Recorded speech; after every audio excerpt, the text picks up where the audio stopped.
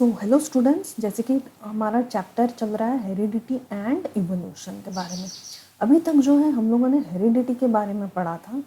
आज से जो है हम अलग टॉपिक है ये चैप्टर में, दैट इज इवोल्यूशन। तो इवोल्यूशन एग्जैक्टली हम क्या क्या पढ़ेंगे इवोल्यूशन में, मतलब ऑर्गेनिजम्स इवॉल्व कैसे हुए, पहला जो ऑर्गेनिज्म है वो कैसे इवॉल्व हो गया होगा।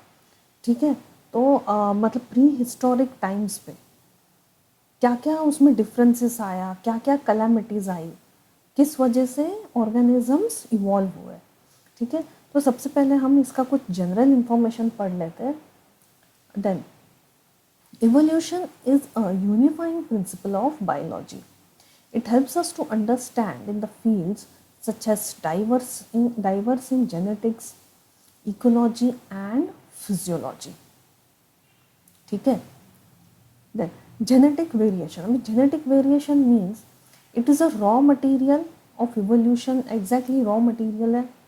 ठीक है, without genetic variation a population cannot evolve in response to the changing environmental variables. Genetic variation जितना अच्छा होगा उतना ही वो ऑर्गेनिज्म सर्वाइव कर पाएगा, ठीक है, अपने एनवायरनमेंट में। As a result may face a risk of extinction. अगर उसका जेनेटिक जो वेरिएशन है अगर अच्छा नहीं है तो वो रिस्क हो सकता है एक्सटिंक्शन का। दैट इज फॉर एग्जाम्पल, ठीक है, if a population is expose to a new disease, selection will act on the genes of resistance to the disease if they exist. If the right genetic variation is not present in the population, will not evolve and could be wiped out by disease. As an endangered species dwindles, it loses its genetic variation, and even if the population rebounds, dwindle means reduce होना। ठीक है, जो endangered species है अगर वो भी अगर reduce होने लगे तो it loses it's genetic variation and even if the species rebound, मगर मतलब उन लोग उस स्पीशीज ने रिबाउंड मतलब और ज़्यादा उनका पॉपुलेशन थोड़ा बढ़ा, the level of genetic variation will not. ठीक है, genetic variation will only slowly be restored through the accumulation of mutations over all generations. ठीक है, for this reason an endangered species with low genetic variation may risk extinction after a population size has recovered. Evolution theory suggests that for a long-term survival of the species, we need to conserve not just individual members of the species but also species ability to evolve in the face of changing environment variables, which means conserving individuals and genetic information. ठीक है,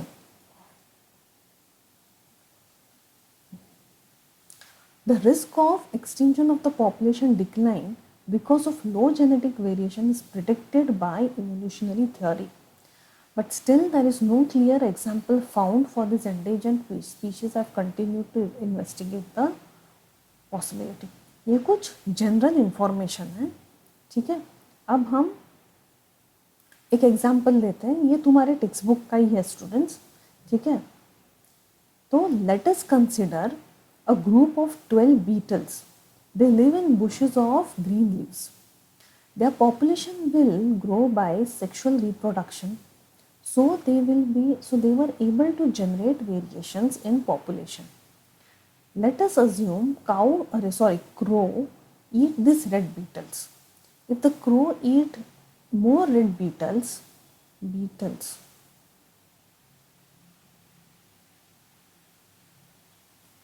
their population will slowly reduce. ठीक है, red Beatles तो mostly easily दिख जाता है, तो crow जो है वो उस पर फीड करेगा। तो ये सिचुएशन में हम क्या पढ़ते हैं, in this situation colour variation arises due to reproduction, so that there appears one beetle that is green. मतलब ये लोगों ने रिप्रोड्यूस करके एक नया जो है वो स्पीशीज आया जो कि ग्रीन कलर का है instead of red. Moreover this green colour species it passes to its progeny, मतलब ये पैदा करेगा एक दूसरे बीटल को, ऐसे करके वो ग्रीन कलर के बहुत पैदा करेंगे। So this progeny are green. ठीक है, अभी होगा क्या, ये क्रोस जो है ये ग्रीन कलर के बीटल्स को नहीं देख सकते जब वो ग्रीन कलर के लीव्स में होते हैं। तो ऑब्वियसली जो क्रो है वो वो इनको जाके फीड नहीं करेगा, इन पर फीड नहीं करेगा। ठीक है, and therefore crows can not eat them, but crows they can see red beetles and eat them. As a result more and more green beetles, इससे क्या होगा, more and more green beetles पैदा होंगे rather than red ones. जो red ones है वो decrease हो जाएगा in the number. Then the variation of the color in beetle green have a survival advantage. तो ये लोगों को क्या मिला, ये लोगों को एक सर्वाइवल एडवांटेज मिला ग्रीन बीटल्स को। वो ग्रीन कलर लीव्स पे मतलब रह रहे थे। ठीक है, वो ग्रीन कलर बुशेस में ही दिखते थे, लेकिन वो क्रो को नहीं दिखेगा। तो ये क्या हुआ, उनका सर्वाइवल एडवांटेज हुआ rather than red Beatles.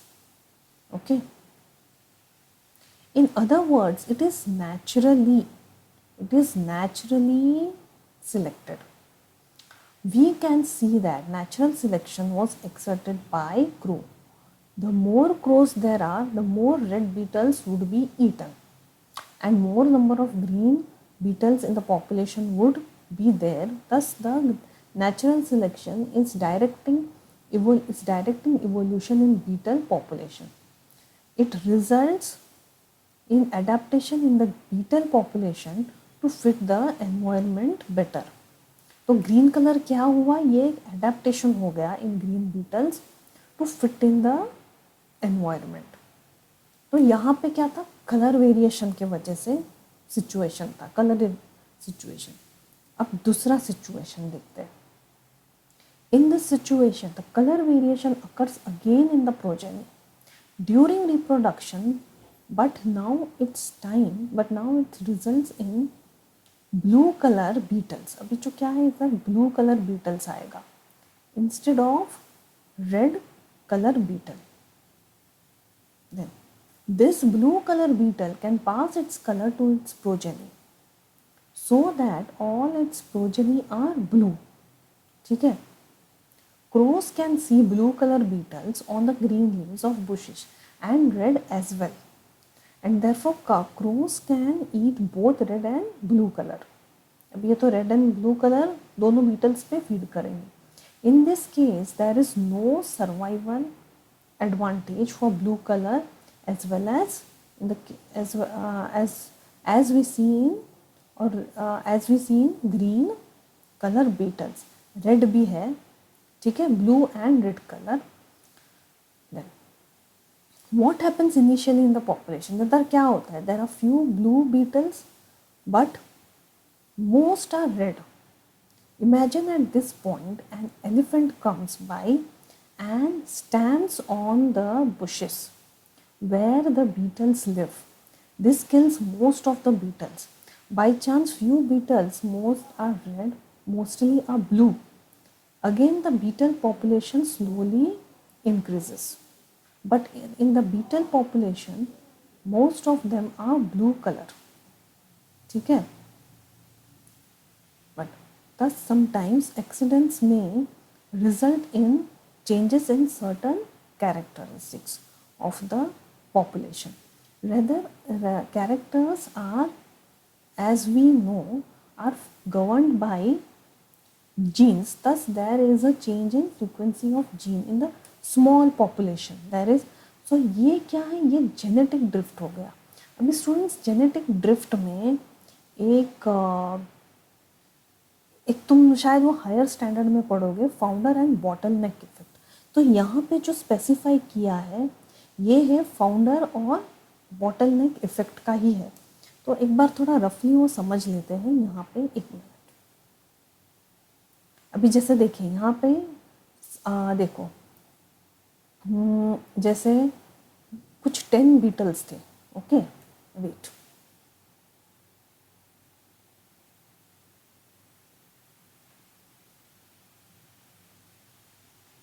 Okay 10 red beetles थे और मानो कुछ 5 ब्लू बीटल्स थे। ठीक है, अभी इसमें से क्या होगा, जस्ट इमेजिन, देखो यहाँ से जो 4 बीटल्स थे, okay 4 blue beetles, 4 blue beetles मानो एक इधर किसी और जगह पर चले गए। ओके, तो वहाँ पे ये जो ट्रेट है ये अलग ही, ये जो है ये वेरिंग जीन्स है, ये अलग ही जीन्स है। ठीक है, दे आर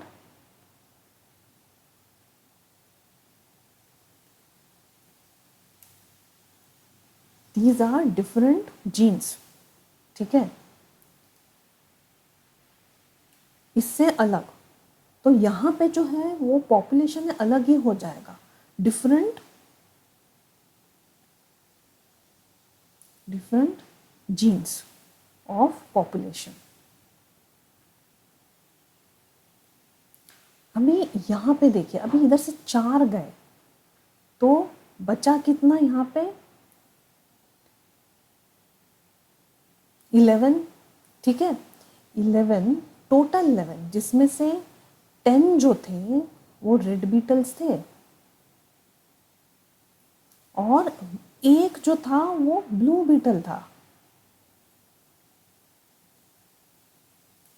ठीक है, अच्छा ये मैं स्पेसिफाई करना भूल गई, देखो 4 बीटल्स थे वो किसी और जगह पर गए और वो लोगों ने अपना ये डिफरेंट जीन पूल भी बोलते हैं इसको, different gene pool of population. तो इसे क्या बोला है, ये फाउंडर्स इफेक्ट है, इसे कहते हैं फाउंडर इफेक्ट। अभी ये जो बचा पॉपुलेशन था, ठीक है, टोटल 11, तो इसमें क्या हुआ, अभी जैसे मानो यहाँ पे कुछ कलामिटी हिट हो गया,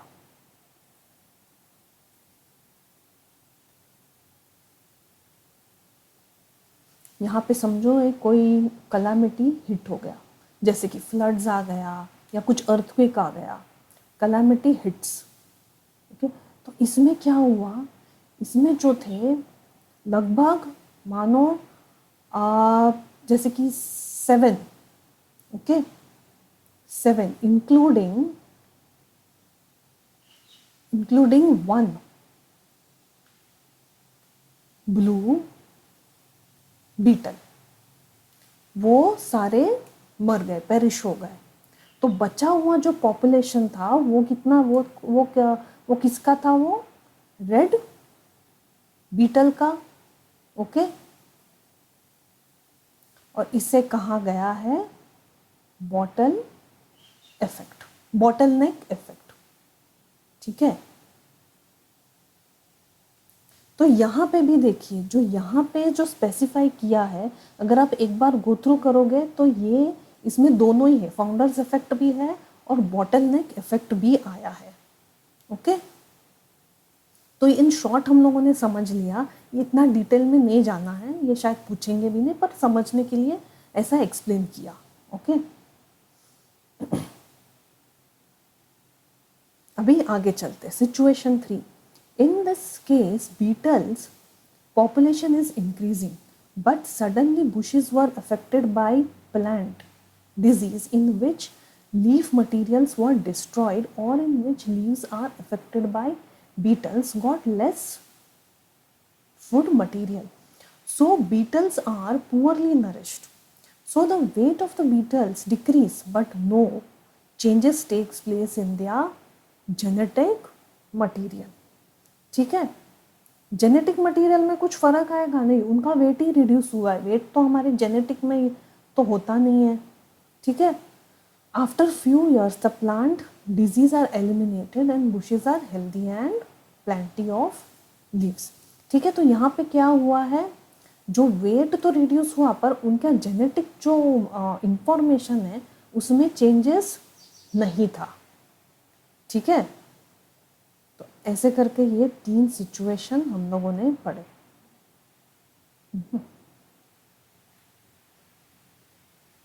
अभी चलते हैं Darwin's theory.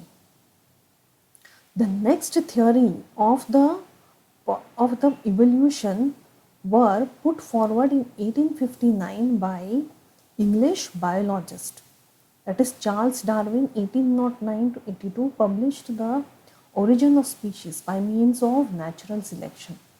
This theory is based on three important factors. अभी 3 important factors यहाँ पे क्या है?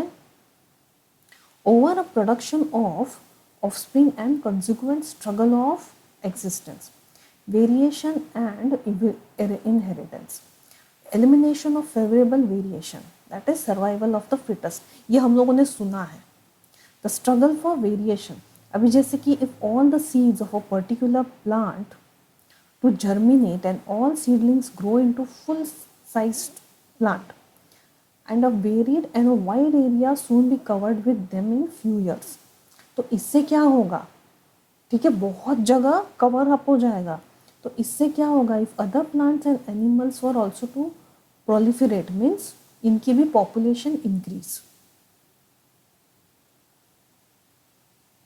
Population increase as this rate, competition for the struggle of existence would ensure the availability of food, water, space. मतलब इसमें भी struggle हो जाएगा, इसमें भी मारा मारी होगी. ठीक है, कंपटीशन एक तरह का फूड, वाटर और स्पेस के लिए. और would fall for short for demand, which would soon result in destruction of large number of individuals. Variation and their inheritance. It is known that no two individuals or even of the same parent are exactly alike. उसमें कुछ ना कुछ variation होगा, however minute. Okay, these however, according to Darwin, these minute variations are preserved and transmitted to offsprings. अभी survival of the fittest. Thus, in the struggle of existence, the individual exhibiting variations in the right direction survive, and these variations are transmitted to offsprings. Other with unfavorable variation perish. Darwin calls that survival of the fittest. The survival gradually and steadily changes from one generation to another, ultimately gives rise to form new forms. The new forms are better adapted to environment. Though the survival of the fittest species change steadily, owing the preservation and transmission of the minute variation gradually gives rise to the newer form. Darwin's call it as process of natural selection. अभी ये कुछ acquired traits के बारे में ये हम लोगों ने कवर किया है, लेकिन यहाँ पे भी हम थोड़ा डिटेल में पढ़ेंगे. Darwin's Lamarck and acquired traits. Early scientists Jean Baptiste and Lamarck proposed the acquired traits could be passed. Can be passed. E.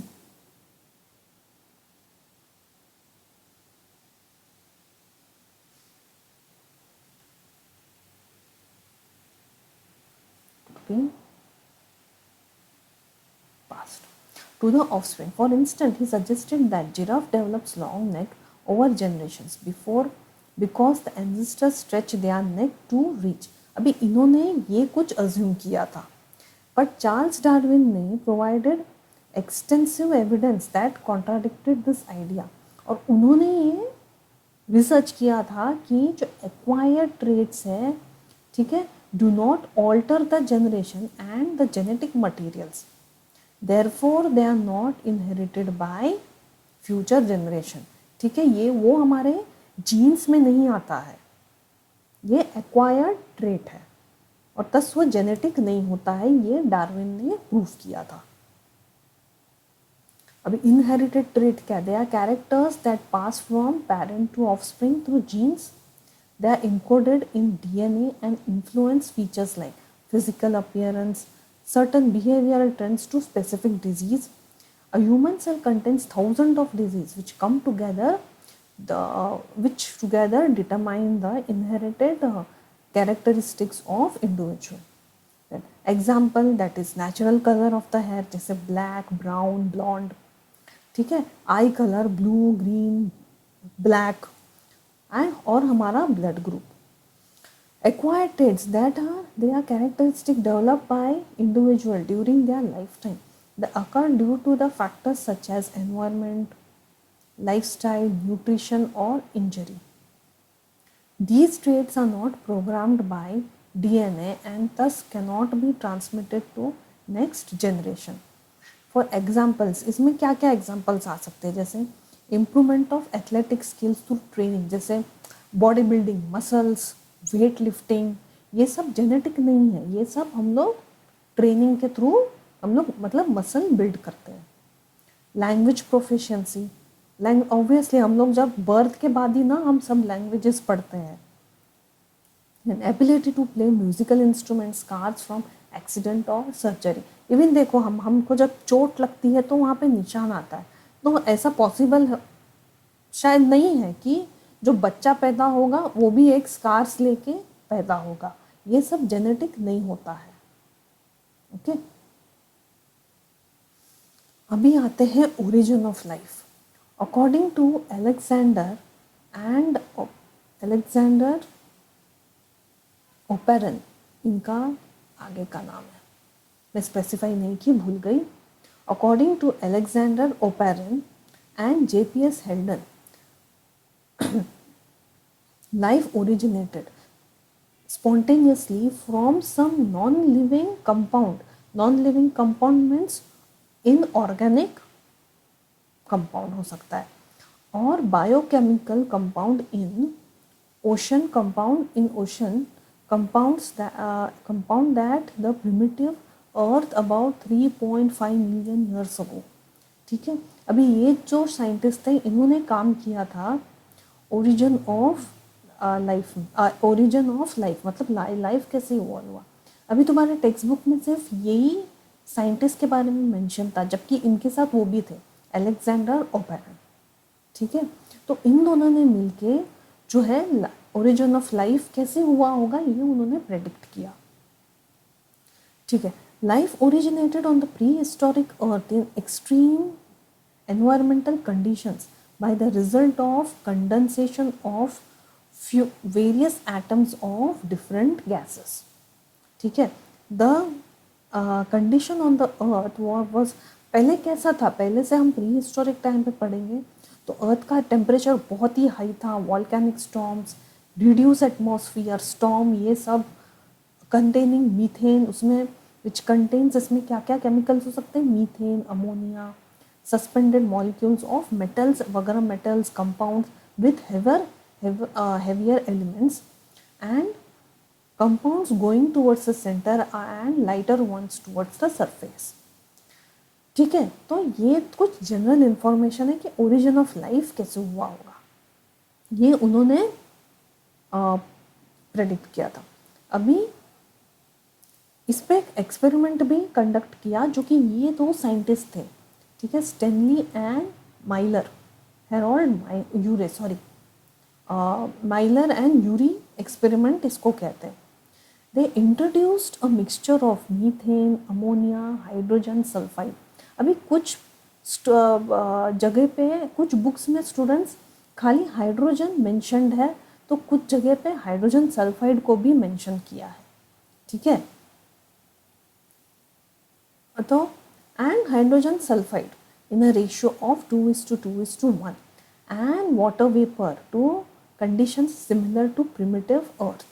ठीक है, मतलब अर्थ को, प्रिमिटिव अर्थ का जो जैसा एनवायरनमेंट था वैसा ही सेम लगभग उन्होंने वो सेटअप किया था.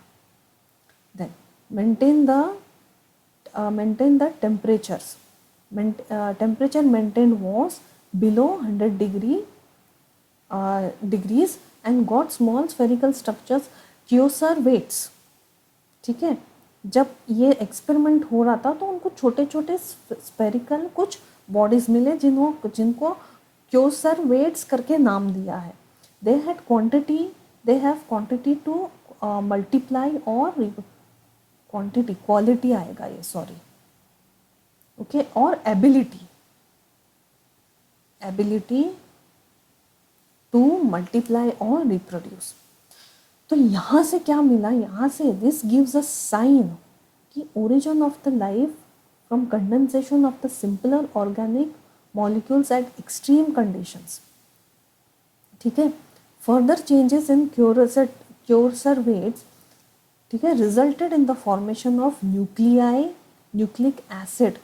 ठीक है, जिसमें से ये स्मॉल स्फेरिकल जो स्ट्रक्चर्स अंदर पैदा हुए, यहाँ पे देखो, यहाँ पे देखो सेटअप कैसे किया है. अमोनियम, मीथेन, हाइड्रोजन और वाटर वेपर. यहाँ से जो है वाटर वेपर गया है, देखो यहाँ से स्पार्क है. ठीक है, वाटर बॉईल होके जो वेपर्स है वो इधर जा रहा है.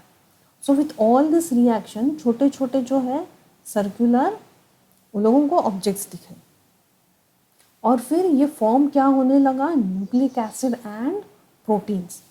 After moderate time of nucleic acid and proteins were formed, फिर birth of prokaryotic cell took place.